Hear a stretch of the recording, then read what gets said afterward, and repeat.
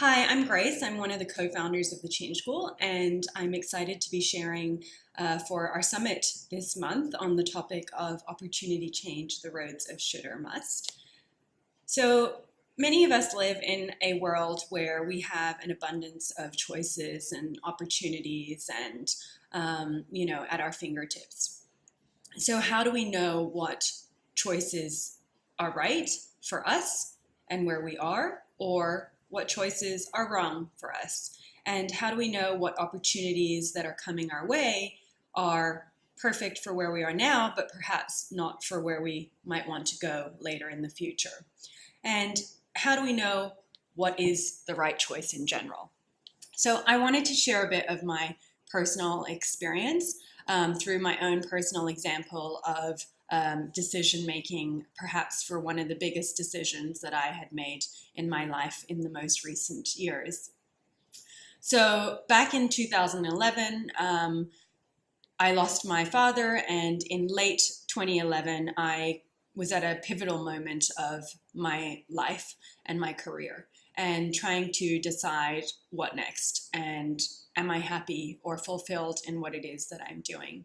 And I was running my own business. Some of you may know the extended version, but I'm just going to sort of take you through a little bit of an accelerated version of the story and the reasons how I came about to where I am today with the decisions that I've made along the way. So back in late 2011, after my father passed, I was at a crossroads, and I had been faced with so many decisions to make, both small and big, on a personal as well as then on a career level.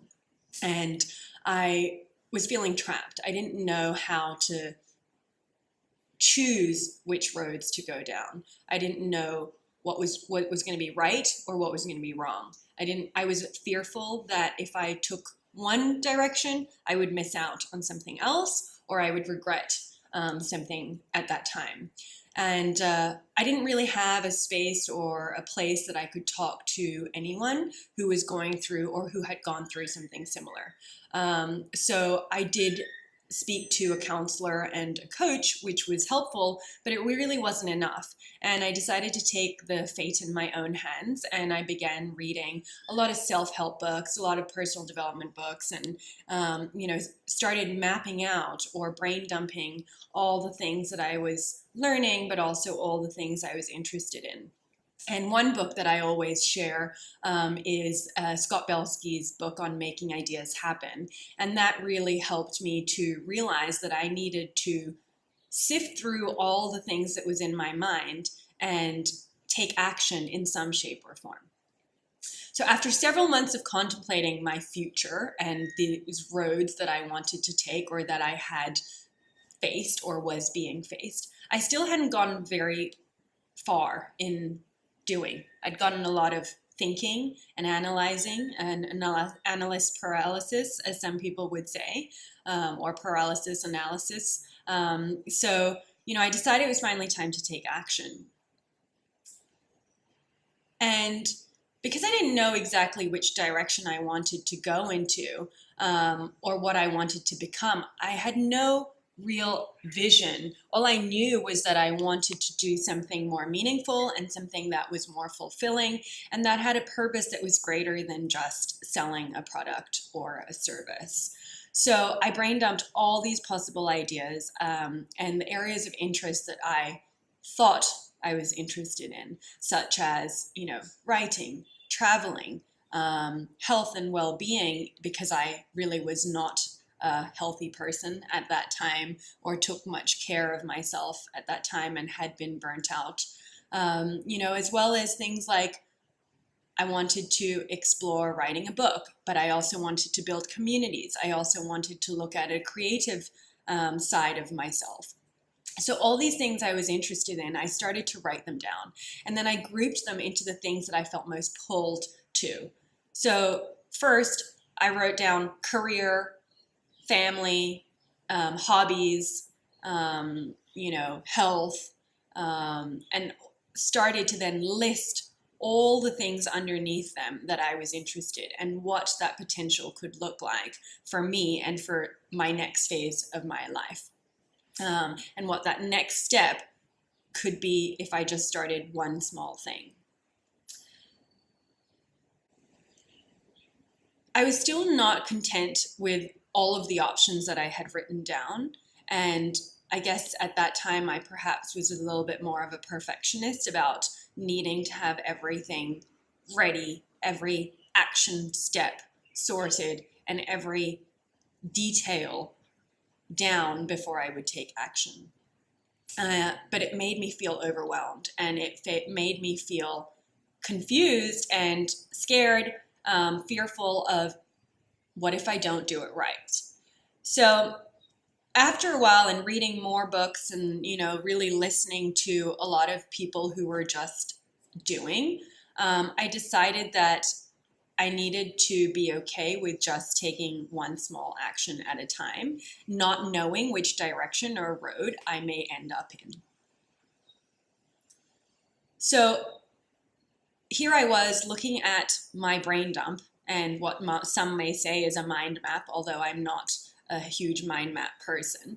But here were all my Post-its, here was all my brain dump, and I had so many things I wanted to try to do, so many things I wanted to learn, so many things that I wanted to become, because all of them had filled a different part of me. I see myself as a holistic individual with different dimensions, and not one thing fits. So what some people may say is a multi-potentialite, or what I say sometimes is a multi-hyphenate, I didn't think was okay at that time, and I felt I needed to make one decision.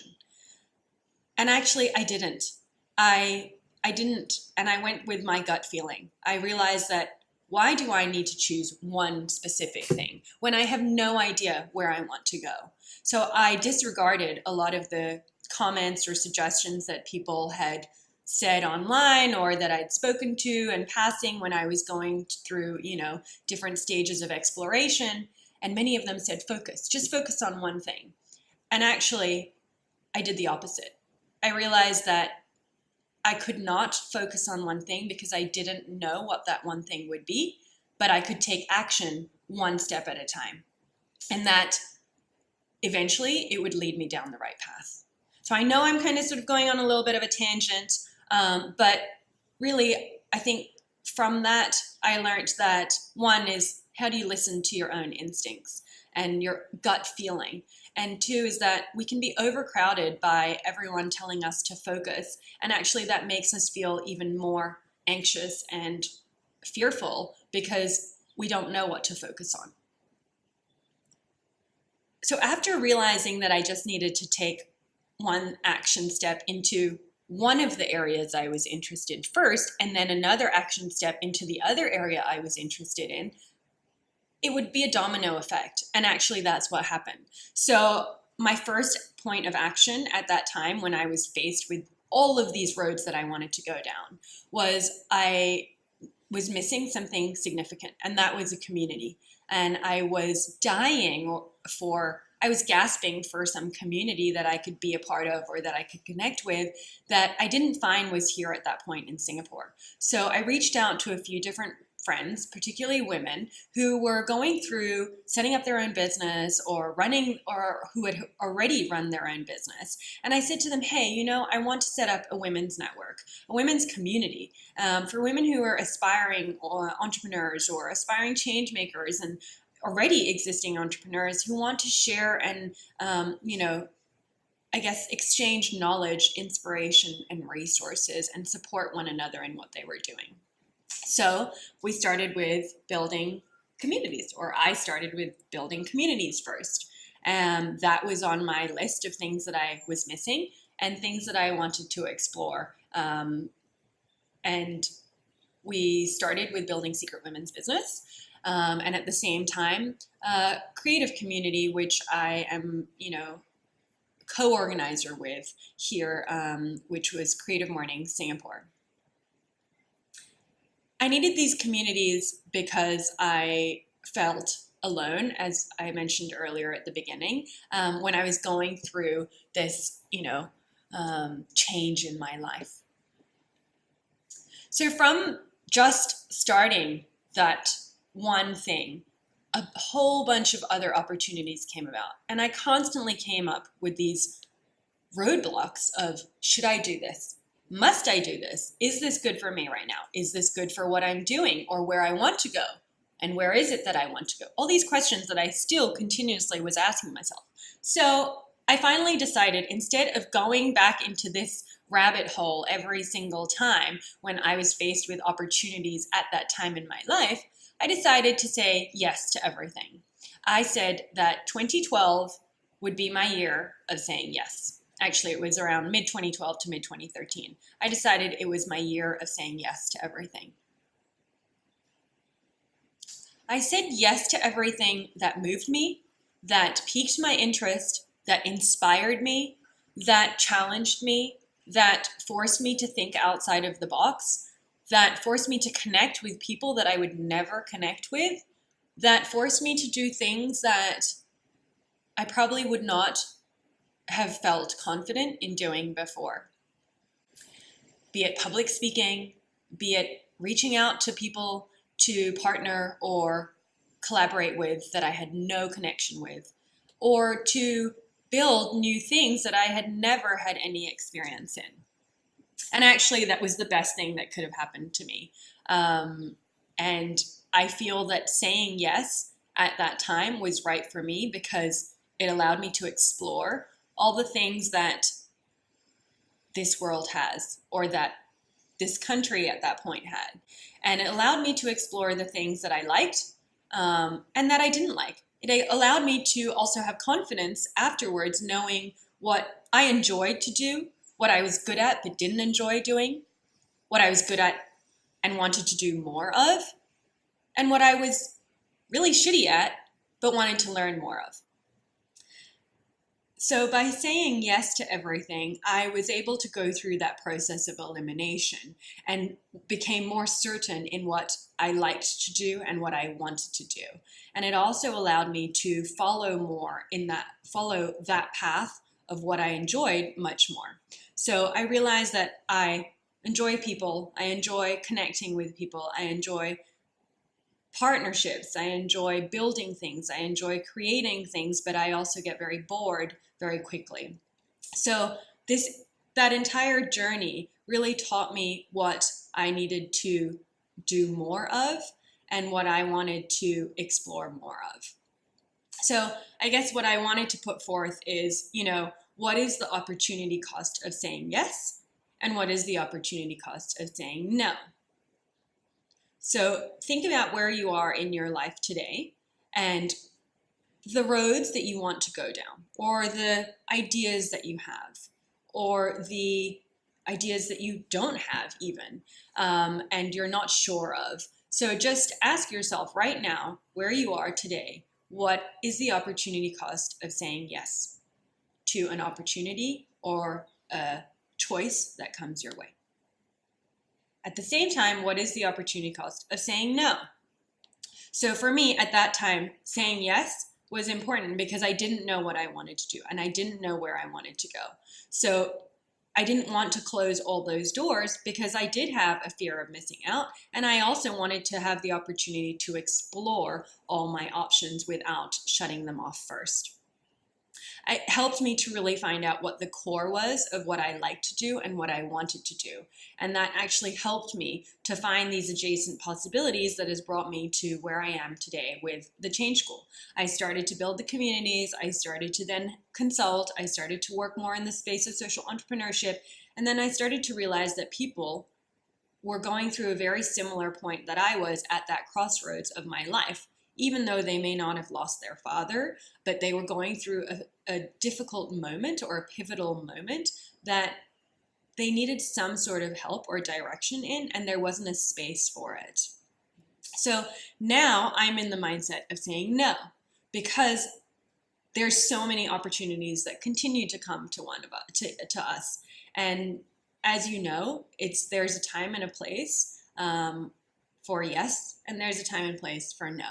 And right now, if I say yes to too many things, it will take me away from my core focus. So I guess just to maybe recap or, round up some of the things is that if you're in an exploratory phase, or if you're really at a pivotal crossroads right now and you don't know which road to take, Just say yes. Experiment saying yes for 6 months to anything that comes your way, as long as you know you're able to deliver. Don't overpromise and underdeliver. That's something that I forgot to mention, but it is something that you have to say yes to, something that you're inspired by or able to be motivated by. But you can't say yes and then not act on it or under deliver, because that will also hinder your progress, as well as your relationship with that person or that company or whatever it is. So think about saying yes for 6 months. Explore, have fun, know what you like. Think about the things that you want to learn, but you've never had the chance to. How will you do that? And if you're unsure, then just say yes. But also think about saying no. Once you get to a certain point and you're comfortable, or that you're more confident in this is maybe the direction that I want to go in, then, and more opportunities come, then perhaps it's time for you to look at saying no. I think the waves of yes and no come at different times in our lives and at different parts of our career. And it's important to have an understanding of where you are in your life, in your career, and where you want to start moving in whatever direction that is. So we don't always know the big picture, and we don't always have to know the big picture, but we know what we want to achieve, whether that's purpose, meaning, fulfillment, financial security, something, a new leadership position, etc.